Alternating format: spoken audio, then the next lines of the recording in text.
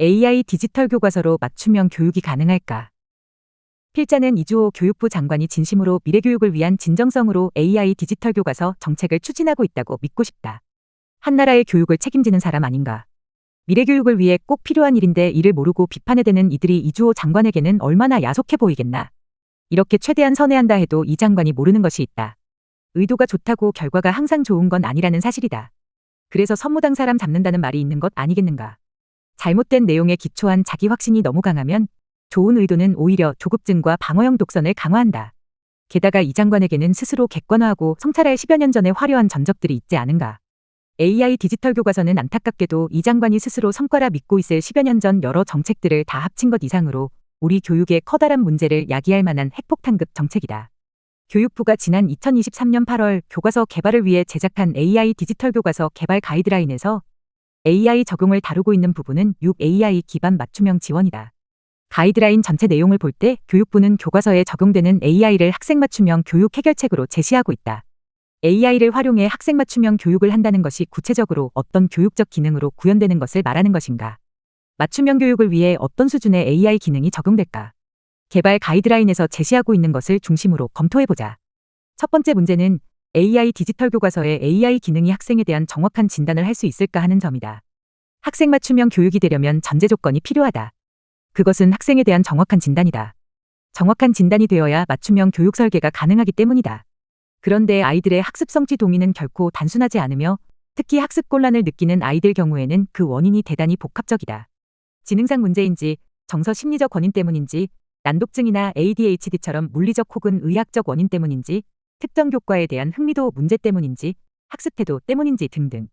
그런데 개발 가이드라인은 AI 기반 맞춤형 지원의 학습 진단 필수 준수사항으로 다음과 같이 제시하고 있다.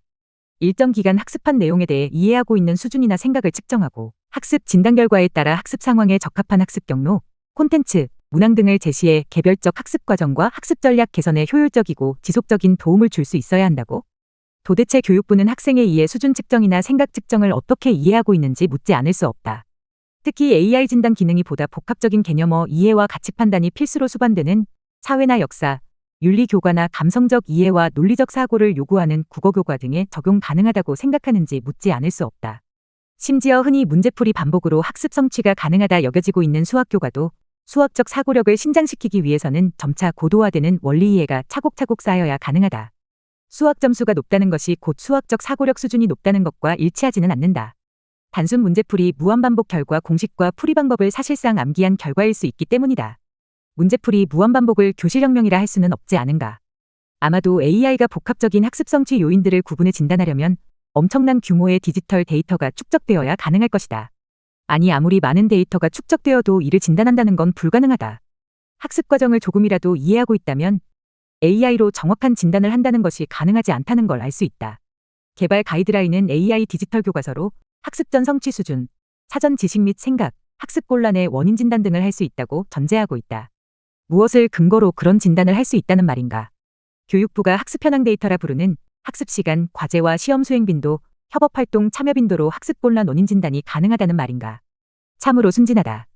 둘째, 여기서 이주호 장관의 AI 디지털 교과서 속도전과 강제구독 이유가 발생한다. 맹신론에 가까운 에듀테크 예찬론자 이 장관에게는 학습과 교육 관련 빅데이터 확보가 절실하다.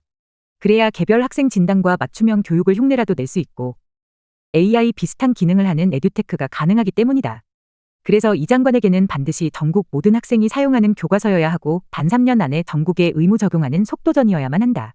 550만 학생과 50만 교사의 강제구독을 의미하는 3년 만에 교과서 전면화는 학생 교사의 학습 및 교육 데이터를 무차별 집적하는 가장 효과적인 방법이다. AI는 빅데이터 없이는 불가능하다. 학습 진단이 조금이라도 가능하려면 사전에 축적된 학습 관련 빅데이터가 확보되어야 그나마 비슷한 기능이라도 할 수 있다. 그런데 지금 교육부가 이런 빅데이터를 확보하고 있는가? 없다. 그저 여러 사기업체들이 그동안 학습지 영업활동 과정에서 확보한 데이터 정도가 있을 뿐이다. 이런 이유로 내년부터 도입되는 교육부의 AI 디지털 교과서는 실제 축적된 데이터들이 아니라 가상의 진단 모형으로 프로그래밍화한 디지털 교과서를 운용할 수밖에 없다. 그래서 소규모 운영이 불가피한 시범사업이라는 게 애초에 AI 디지털 교과서 정책을 추진하려는 교육부와 이주호 장관에게는 불가피한 선택지일 수밖에 없다. 정보 주권에 대한 논의와 정보의 사기업체 유출 논의는 별건으로 하더라도 AI 디지털 교과서 3년 만에 전면하는 그 교육적 효과가 제시되지 않은 상태에서 550만 학생과 50만 교사를 교과서 개발업체들의 원천자료 제공자로 대상화하는 것이 된다. 교과서라고 하는데 정보 제공에 반대할 학부모가 있을 리 없고 전국 모든 학교에 의무 구독 지침이 내려왔는데 이를 거부할 학교와 교사도 있을 리 없으니 얼마나 손쉬운 데이터 확보 방안인가. 지금 이 장관은 AI가 갖춰야 할 기본인 데이터도 없는 교과서를 AI 디지털 교과서라 부르고 있다. 그걸 일방적으로 추진하는 것을 통해 지금 교육부도 개발업체도 확보하지 못한 AI의 기본 전제인 빅데이터를 확보하겠다는 것이다. 따라서 적어도 현재 수준에서 AI 디지털 교과서는 기만이다. 더구나 그 데이터들이 개발업체에 제공되는 것이니 문제의 심각성은 더 크다. 사태가 이러하니 정책 주창자인 교육부조차 AI 디지털 교과서의 구체적 사항을 제시할 수 없고 학생별 학습 진단과 맞춤형 교육이 불가능한 것은 당연한 일이다. 올 8월 1일부터 유럽연합은 위험 기반 접근법에 근거한 AI법을 시행하기 시작했다. AI 학습 진단과 맞춤형 교육의 효과성 여부를 떠나 세계가 AI의 효용성뿐 아니라 위험성에 주목하고 있는 마당에 청소기도 자동차도 생산기계도 아닌 사람 교육에 AI를 이렇게 무지막지하게 적용하려는 시도는 멈춰야 한다. 이 장관은 그 구체적 내용조차 제시할 수 없는 AI 디지털 교과서 정책, 맞춤형 교육이라는 화려한 수사에도 불구하고 속빈 강정인 AI 디지털 교과서를 즉각 폐기하라. 수많은 우려와 비판에도 불구하고 스스로 자랑하는 세계 최초인 교과서를 교육적 효과 검증 없이 도입하는 일이야말로 무모하고 위험하기 짝이 없는 일이다. 선무당이 사람 잡으면 한 사람이 피해를 입지만 교육부 장관이 잘못된 정책을 밀어붙이면 550만 학생과 50만 교사뿐 아니라 대한민국 미래가 피해를 입는다. 더 칼럼니스트